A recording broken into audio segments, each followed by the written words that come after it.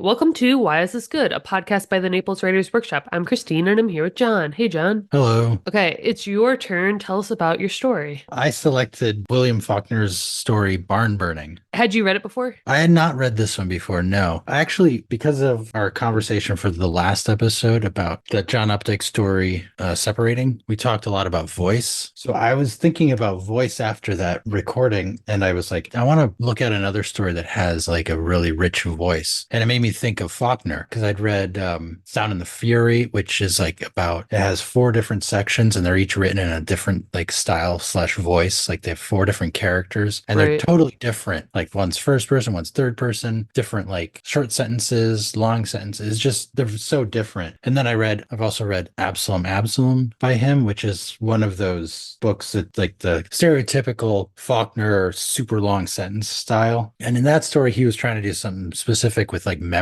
where what's present and what's memory kind of fade together. Right. And so just thinking about Faulkner, I was like, I want to bring a good Faulkner story that has a good voice to it. And I just looking around was like, this one seemed like, and I read a couple of paragraphs and I was like, yeah, I think this is the kind of story that has that voice. It doesn't have the same voice as I was thinking of for Absalom, but it has that a kind of stream of consciousness kind of style to it in third person. Yeah, so let's read a section before we get too far along in that. Get that boy up here. He knows. For a moment, the boy thought, too, that the man meant his older brother, until Harris said, not him, the little one, the boy. And, crouching, small for his age, small and wiry like his father, and patched and faded jeans, even too small for him, with straight, uncombed brown hair and eyes gray and wild as storm scud, he saw the men between himself and the table part and become a lane of grim faces, at the end of which he saw the justice, a shabby, collarless, graying man in spectacles, beckoning him. He felt no floor under his bare feet. He seemed to walk beneath the palpable weight of the grim turning faces. His father, stiff in his black Sunday coat, donned not for the trial but for the moving, did not even look at him. He aims for me to lie, he thought, again with that frantic grief and despair, and I will have to do it. What's your name, boy? The justice said. Colonel Sartoris Snopes, the boy whispered. Hey? The justice said. Talk louder. Colonel Sartoris? I reckon anybody named for Colonel Sartoris in this country can't help but tell the truth, can they? The boy said nothing. Enemy, he thought. For a moment he could not see that the justice's face was kindly, nor discern that his voice was troubled when he spoke to the man named Harris. Do you want me to question this boy? But he could hear, and during those subsequent long seconds, while there was absolutely no sound in the crowded little room, save that of quiet and intent breathing, it was as if he had swung outward at the end of a grapevine over a ravine, and at the top of the swing had been caught in a prolonged instant of mesmerized gravity, weightless in time. No, Harris said violently, explosively. Damnation, send him out of here. Now time, the fluid world, rushed beneath him again, the voices coming to him again through the smell of cheese and sealed meat, the fear and despair and the old grief of blood. This case is closed. I can't find against you, Snopes, but I can give you advice. Leave this country and don't come back to it. His father spoke for the first time, his voice cold and harsh, level, without emphasis. I aim to. I don't figure to stay in a country among people who, he said something unprintable and vile, addressed to no one. That'll do, the justice said. Take your wagon and get out of this country before dark. Case dismissed. His father turned, and he followed the stiff black coat, the wiry figure walking a little stiffly from where a Confederate provost's man's musket ball had taken him in the heel on a stolen horse 30 years ago, followed the two backs now, since his older brother had appeared from somewhere in the crowd, no taller than the father but thicker, chewing tobacco steadily, between the two lines of grim-faced men, and out of the store and across the worn gallery and down the sagging steps and among the dogs and half-grown boys in the mild May dust, where, as he passed, a voice hissed, "Barn burner!" Again he could not see, whirling. There was a face in a red haze, moonlike, bigger than the full moon, the owner of it half again his size, he leaping in the red haze toward the face, feeling no blow, feeling no shock when his head struck the earth, scrabbling up and leaping again, feeling no blow this time either, and tasting no blood, scrabbling up to see the other boy in full flight and himself already leaping into pursuit as his father's hand jerked him back, the harsh, cold voice speaking above him, "Go get in the wagon." Reading those out loud and realizing I'm not reading them in a Southern accent feels so wrong. Yeah, well, I mean, that's part of the voice. You kind of know that that's coming across when you read it. Maybe it sounds a little more literary, but I totally get what you mean when you're talking about the stream of consciousness. But I like this paragraph that's the full paragraph of narrative. It says his father turned and he followed the stiff black coat. Oh, yeah. Between the dialogue, it's easier to kind of see how the story then gets into the flow because at the beginning here, especially, there's a lot of dialogue. Yeah. And so there's moments when you get into that flow of the prose, but that's when you can really, it feels like it's singing, like it's opening up, Because sometimes like the stream of consciousness can be hard to get into, it can be hard to read. When I started this story, it was, I think, right after I had glanced at the one that I chose for the week. And so anytime I'm switching between any kind of writing or reading, it can be difficult. But this one especially, I think, is hard to kind of like get your bearings at first. And that first paragraph is similar to the one that I just pointed out, where it's sweeping and it's opening up and you're like, okay, so this is what we're dealing with here. Yeah. But once you're in it, you can almost see like how you would mimic it, I don't know about you, but when I watch a TV show and they have accents or they talk in a certain way, or it's like a period Yes. TV show, like afterwards I'm talking like these characters and I'm joking around and doing it. But you just like absorb it, And this feels like the kind of story where if you read it before you started writing something, you would probably naturally fall into this kind of like sweeping way of talking about things. And we talked about it being stream of consciousness, but it feels better than that. I feel like when we say stream of consciousness, we're almost telling people like, just go for it. Don't think about it. This is obviously well thought out. Like Oh, every word and every sentence. You know what I mean? yeah. Yeah. Some people think like unfiltered. This is not unfiltered. Yeah, there's a difference between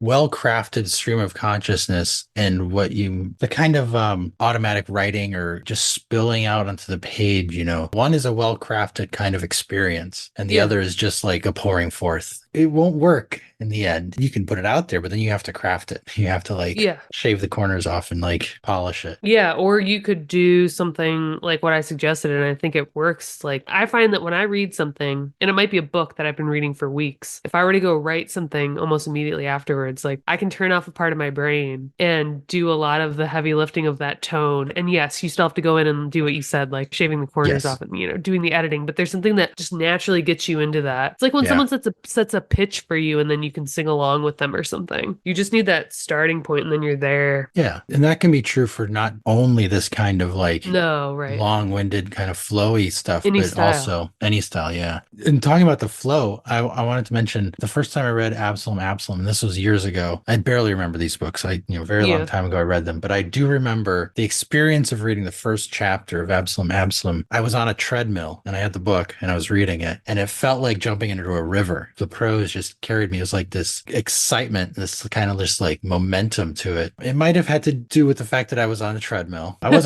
just walking. I wasn't running or anything, Okay, but okay. but by the time I got to the end of the chapter, it really felt like it pulled me through something. It felt like jumping into a river. Yeah, I mean, we've talked about this before where someone describes a book as being a page turner, and one of the ways that you can achieve that feeling is by having short chapters. I Yeah. think the same can be said about having long sentences. There's Yes. something about it that you cannot finish that paragraph. You can't stop in the middle of it. You have to finish it. Like, very Yeah. rarely are we like getting bored in the middle of a sentence when we read a book. It's more like you see this paragraph and it's daunting and you don't really feel like getting into the next section of whatever and you're just bored. And also Yeah. bad writing. But yeah, I mean, there's a magic element to this too, where it does carry you along. Yeah. And with Faulkner, it's not just in the middle of a paragraph, it's in the middle of a sentence. He can't stop. It's like, all right, well, I'll stop after this sentence, and then you finish the chapter. We've talked about the style of this writing, but I think the sections where it's showing are really strong, and I like this one. It's at the top of page 15. I'm pretty sure this is one sentence, but it looks like a solid paragraph, and I want to read it real quick because I think this is where I, as a reader, really enjoy this style because I feel like it draws out action, but it still shows you every moment while being really literary. So it says, it was after sundown when they reached home. They ate supper by lamplight, then sitting on the doorstep, the boy watched the night fully accomplished, listening to the whippoorwills and the frogs when he heard his mother's voice, Abner, no, no, oh God,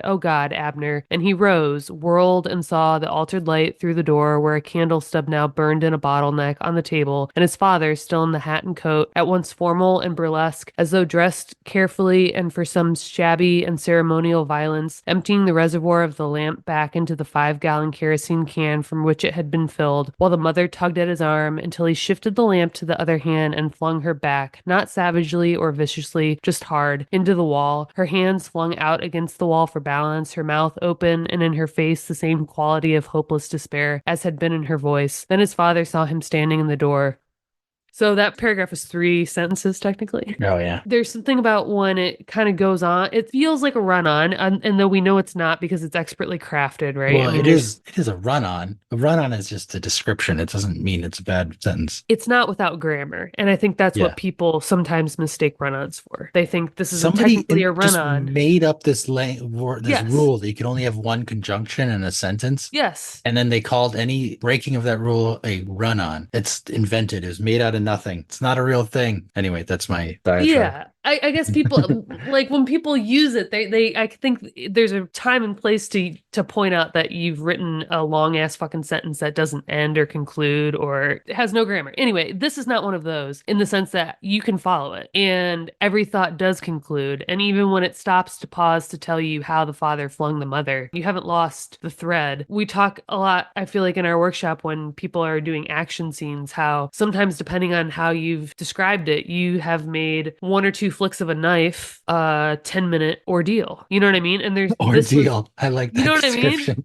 I mean, a lot of times action writing is horribly done because people want to describe it in painstaking detail, but it doesn't capture the essence of what it was like to be there. It's not done quickly. I love this because I think every detail here was important. I caught myself wondering if we needed to know about the candle, but obviously we do because we're talking about kerosene, right? But also describing the light at which the father is, illuminated here. Like the quality of that light is important. And all of these things, even the fact that like he flings the mother out of the way, we still need to know how she lands because it tells you like how violent this guy is and dismissive almost, right? He doesn't do it cruelly, but he also doesn't care. And he just throws her and tells the kid what to do. And then this is one of those scenes that, makes what the kid does at the end believable. Yeah, I wonder if we were to sit down and like describe the grammar of every clause in this sentence, like what that would look like. Painful. Like you said, there's 3 periods in this, right? The first two Yeah. sentences or the first and the last sentences are very short. It was after sundown when they reached home. The last one is then his father saw him standing in the door. And the middle one is this long, it starts off very simply. They ate supper, right? That could be its own sentence, but they Yeah. ate supper by lamplight. Then, this is like a compound. Then, and this is like a adverbial sitting on the doorstep. It's a participle, right? Yeah. The boy watched, that's like the second conjoined sentence. So after the Okay. conjunction, the boy watched the night fully accomplish. And then another participle, listening to the whippoorwills and the frogs when he heard his mother's, like the way that things are piled on is not breaking rules of grammar, if you will. It's breaking stylistic kind of like rules of rhetoric or clarity, maybe, where you don't want to pile on too many clauses because you lose a sense of what the core of the sentence is. If you just want to say, because in rhetoric, it's an exhortation. You're trying to like get your audience to come along with you. You're trying to be very clear and you're trying to do something to your audience. So if you want to impart information, you want to make sure the information is salient. But if you pile a bunch of clauses around it, then the information loses its salience, right? Right. But in this, it's not about that. This is about showing us an experience, showing us like the movement of action within a room or within a scene. So each clause stands on its own as a moment within that action. They ate supper, sitting on the doorstep. Boy watched the night, listening to the whippoorwills, heard his mother's voice. He rose, whirled, saw the altered light. Like all these things are just like moments. They can pile on each other because they build together. They don't have to be individual. They all work together. Right. And in series as well, because not only is the depiction serial, whereas like it's one thing that happens and another thing that happens, but it's also words themselves and sentences and clauses are always delivered linearly, like one item at a time. They work hand in hand in that way. So yeah, so I started that by saying it's, I don't think you can ever say that it's breaking grammatical rules, because if you broke a grammatical rule, you would lose track of anything, Yes. right? If the subject and the verb don't agree, then you don't know who's doing what. But Faulkner's not Right. going to do that. It's breaking rhetorical stylistic rules that are geared towards something that is not what this is trying to do. Yeah. Like clarity, like you said. Yeah, things like clarity or like singularity of purpose, Conciseness. Yes, concision. yes. Singularity of purpose. What was the point of this sentence? Oh, yes, the frogs.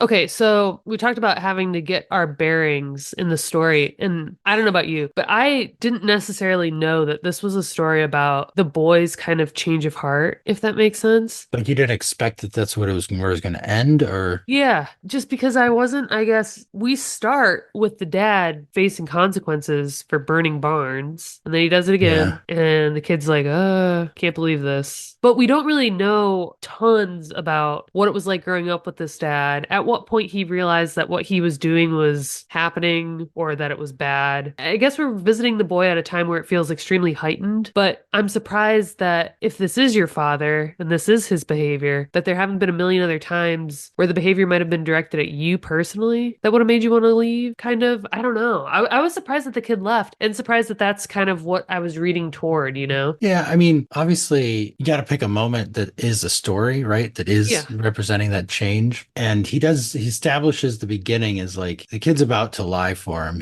Yeah. He's not asked to ultimately, but he's ready to, presumably. Although it's just questionable whether he would have. He knows he's supposed to. He never commits to it, but he doesn't have to. But that's like the world he's in, and we know that. But then Right. he kind of goes along for the rest of it Right. until his dad grabs kerosene. And then he's like, oh shit, we got to do something here. Yeah, he's like, he's gonna do it again. He's learned nothing. But this key two paragraph after where you stopped reading is like the key moment. Yeah. He was moving, running outside the house toward the stable. This is the old habit, the old blood, which he had not been permitted to choose for himself, which had been bequeathed him willy-nilly, and which had run for so long, and who knew where, battening on what of outrage and savagery and lust. Before it came to him, I could keep on, he thought. I could run on and never look back, never need to see his face again. Only I can't. I can't. The rusted can in his hand now, the liquid splashing. That's like right where you read is like right where the moment of crisis is about to happen, where he's making that decision. I mean, not all stories need to be ones where you can like necessarily predict it, but I just wasn't even sure it was necessarily the kid's story. Oh, yeah, that's true. It seems like the father story in a lot of ways. And in some ways Yeah. it is because he winds up dying at the end, right? Yeah, and Maybe. I guess we're just not like if you had to look at it with some rules in place or expectations in place, I mean, you could argue that it has to be the son's story because he's the only one that's going to be dynamic or has the ability to be dynamic. Like the father is going to be he's a stubborn character. Yeah, he's stuck. Yeah, he's not going to change. You can kind of predict that from the get-go. So maybe that's all the clue you kind of need to know that that's who you're paying attention to. But yeah, I was like, oh man, this kid just left. And I guess I also was left with the question, like, what does that mean for him? Does that mean he's going to be okay? You know what I mean? I'm Who like, knows? is he going to his friend's house? What's the plan here? He's running away. But I guess I had questions as to how serious that decision was. We're supposed to take it as like, this is definitive. He's leaving, probably for good. But I had questions about like, how is that possible for this kid? There are moments in the story where it's like it mentions that he didn't know it now, but he would look back 20 years hence and Yeah. realize something. And so you get a sense that he survives all this. He Yes. gets to Yes. remember it. I guess it's just like until that point, I don't know maybe enough about the world or the time period to know that like a kid can do that successfully. Something along those lines. I was thinking about after I reread it and I was almost done with it, I realized how southern it is and how like post Civil War South and how much it draws on that. I mean, it's Faulkner, and like I read the author's name and I know what I'm in for. And Yeah. as far as that goes, I know that this is going to be set in the South. It's going to be southern lit, right? It's going to deal with themes that are from a certain era and certain place, and it is, and it does. And I was thinking, could I read this without seeing the author's name, without knowing it's a Faulkner story? And how long would it take to get oriented in it if Faulkner's name was erased Oh, from sure. the front page? It was just like, hey, Right. read this story by some unknown author. And I'd be like, was this some guy from Japan? Let me check it out. And I don't know because I didn't reread it after having that thought. But it is so ensconced in that world that once you realize where you are, it's very evocative. And if you know what you're looking at, you recognize it. But it's just a thought like, as far as like expectations as readers is like how much is required of us Yeah, sure. when we go in there. Like what you were talking about with like knowing whether it was the boy's story or the father's Yeah. story. I mean, this story is only what, 18 pages? You can't put everything in it. I'm trying to think what my takeaway would be from a story like this. And I know I've mentioned it before, but I had a fiction professor a long time ago who surprisingly was able to give us like very concrete lessons. I feel like a lot of times you take Oh yeah. classes and they're just kind of fostering your talents. It's like let's all sit in this room and be Yeah. writers. Which I think is like probably the best way to learn, but also, like I said, so it was surprising to get like concrete lessons. And one of them was like to just intentionally vary your sentence structure. And he would give us exact sentences to kind of copy and then,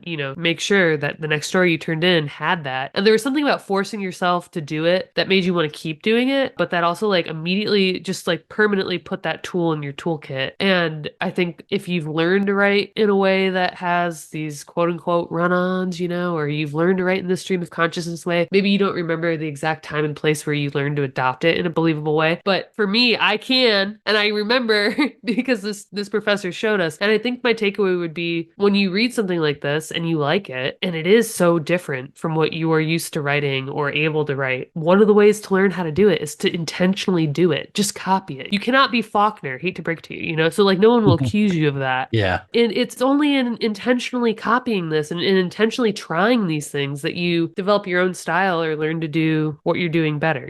So I really like the paragraph that I read just because I feel like it was, visual. It wasn't trying to explain a character's thoughts and feelings and all these kind of things. It was the action on the page in the moment kind of. And that might be an easy way to kind of start. Maybe it's really hard for you to imagine stream of consciousness in a story where you're not constantly like in a character's head the way this is or the way other types of writing is, but maybe you have a scene that's action packed and maybe you can write it in this kind of sweeping, prolonged way. I think this story is probably a really good demonstration of how to move in and out of it. Yeah, with dialogue usually. He weaves in dialogue. Even the paragraph you read had two short sentences that bracketed Right. it. So there are moments when it's Take a more breath. effective, like taking a breath or just pulling Yeah. out of the stream of consciousness, getting a lay of the land, different registers. Yeah, and in that section, the sweeping part is the horror of what's happening, right? It's that his Yes. father bursts in the door. He's been listening to the frogs outside, and the night is wrapping up, and the sun is setting, and everything's kind of quiet, and it's him and his mom, but then he hears this commotion, and his dad is there. And then his dad flings his mom, and then he grabs the kerosene, and he starts pouring it, and then it puts just such a fine point on that dialogue at the end there. When it does break up the sentence structure and it varies it, like it says, get the oil, Yeah. Like it becomes so powerful. And then the last sentence, the last thing the dad says is go. And based on everything that you've read and how, jarring it was for the kid that he said go in the most definitive, booming kind of final tone that he could take on. And the juxtaposition is what really strengthens everything. And that was one of the things that I remember this fiction professor telling us, like when you have a sentence like that, but it does kind of drop in out of nowhere or a different kind of style, it puts a finer point on everything around it. The reader is forced to pay attention and it does a lot for the overall effect of your writing. Yeah, there's a similar thing in what I read. One of the reasons I picked the section I read was because it ended on that little fight he had with the other kid. Yeah. That's it's like a single sentence for the whole paragraph, but Right. it ends with his father saying, get in the wagon. Yeah. Yeah. I've heard this, I can't remember the exact context of what it was, but they talked about, it was like, I think it was an author who was talking about his writing process. And he actually will lay out like long paragraph, one sentence paragraph, long paragraph, long paragraph, one sentence paragraph. And like, this is what this set of three needs to do so that it can end on the one sentence beat. And the beat has to do this thing, has to impart this emotion. That makes so much sense. Yeah. Like you can map out your prose that way. A lot of writers fall into that by feel. You can plan it. You can analyze prose and then figure out different ways of doing it to accomplish those beats in different moments. But if you want to build emotions in prose, like figuring out how to climb up to this moment of good emotion, of the emotion you want, it's going to take work to get there. And then you got to hit it when you get to it. Sometimes that's when you break your long sentence into a short one. Yeah. Or it could go the other way, like whatever works, but figuring out those beats at a prose level, that's a great takeaway. Yeah. Yeah. You don't have to do like the storyboarding that you're talking about for your entire book, but for the moments that you really want to count, that's such a brilliant idea to really think like, this is how I want this paragraph to end. This is how I want this chapter to feel when it's over. And how do I get there stylistically? Like you said, some people do it by feel, but I would argue that even the people that can do it pretty well naturally could benefit from doing it a little more intentionally. Yeah. And that sometimes that's editing, but sometimes it's that. Sometimes it's looking at how long your paragraphs are and all of that. The by feel is sometimes like like you're rereading, you're editing, and like you feel it. You feel the emotion, and you realize the last half of this long sentence kind of kills the emotion. So I'm going to lop it off. And just that first part is a short, punchy thing that captures the whole thing. And that works. And you've arrived at the same place by noticing that the long part of the sentence has ruined the effect. So noticing that will help you in the future. Just internalize that. Your feeling can be, oh, I feel a short sentence needs to be here. And so you're still feeling your way through it, but you have that tool of short sentence works, long sentence Right. for this part, short sentence for this part. Because as you're going through the prose, you're feeling each moment kind of build up. Yeah. Is that kind of your takeaway then, like the storyboarding of it, or did you have something different you wanted to No, point out? I just thought of that one because of what you're saying, but Yeah. my takeaway is kind of a repeat. I don't remember exactly what my takeaway was for the last episode, but I knew it was my takeaway when I picked this story was going to be something along the lines of how voice can reflect character situation. Like we talked about in the last episode about because the character was paying so close attention to little details, it kind of lent itself to this kind of painstaking, I called it fussy kind of style. Oh, sure. The same thing can be said for this because it's the character, the boys, like what the boy's going through, how he's reacting to his father, and these like the stream of consciousness moments are there as reactions to and like kind of like they're built around the father and how he's interacting with the Right. father. It's stream of consciousness because he's not reflective, right? He's like Yeah, sure. reacting. And so like those kinds of things can inform a prose style or a voice for a story. And in addition, like I said, when I finished reading this out loud, I was like, it felt wrong to not read it with a Southern accent. Like those kinds of things also, like the place that they're from, the Right. culture they're from can also inform voices, which if you want to talk about culture informing a voice, that's Faulkner. That's like encyclopedia entry about voice. I don't have more to say that because I feel like the work to do like anything very specific would be really painstaking. Like I said, like Right. diagramming sentences or pulling apart sentences to find those like how they're piled onto each other. And each moment's going to be done slightly differently Right. because of the way the story evolves and the voice Right. evolves with it. But also, like we were just talking about with your takeaway, varying the sentences, the structure of the sentences in order to accomplish, because the voice should change from beginning to end too in certain ways. I Yeah. said in the last episode that I didn't think authors should have voices. I thought stories should have voices, but I think a story's voice can change as it's going because the mood changes, like a story's mood changes. Right. So you can start a story with a really like kind of loose, open voice, but then by the time you get to the end of it, it's like constrained because it's more emotional or more reserved or something. Yeah, that makes sense. So all those things should influence the momentary voice of and style of the prose you're writing. All right. Thanks, guys. If you enjoyed this episode, consider joining our Patreon. Your support helps us keep the show running. Find out more at patreon.com/whyisthisgoodpodcast. And for industry news, writing tips, and great short fiction, join our Facebook group at facebook.com/groups/Naples Writers Workshop. You can also subscribe to our monthly newsletter at napleswritersworkshop.com.